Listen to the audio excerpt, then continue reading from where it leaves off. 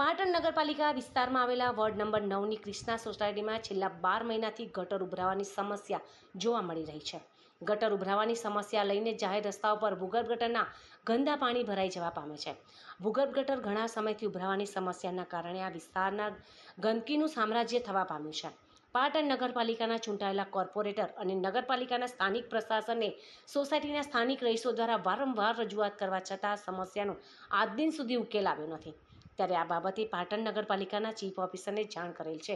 આ સમસ્યાનો ઉકેલ ટૂંક સમયમાં નહીં આવે તો સોસાયટીના સ્થાનિકોને સાથે રાખીને પાટણ શહેર કોંગ્રેસ નગરપાલિકા ઓફિસમાં હલ્લાબોલ કરવાની ચીમકી કોંગ્રેસ પ્રમુખે ઉચ્ચારી છે।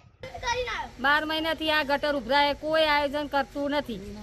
કઈ સોસાયટી ક્રિષ્ના રેસિડેન્ટ બરાબર અમે ફોન કરીને થાક્યા, કોઈ હમું કરવા આવતું નહીં। પાટણ નગરપાલિકા વિસ્તારમાં આવેલ વોર્ડ નંબર 9માં ક્રિષ્ના રેસિડેન્સી સોસાયટીમાં છેલ્લા 6 થી 12 મહિનાથી ભૂગર્ભ ગટર લાઈન ઉભરાય છે। વારંવાર સોસાયટીના રહીશો દ્વારા સ્થાનિક કોર્પોરેટરો તેમજ સ્થાનિક પ્રશાસનને પણ જાણ કરવા છતાં આ સમસ્યાનો કોઈ ઉકેલ આવેલ નથી।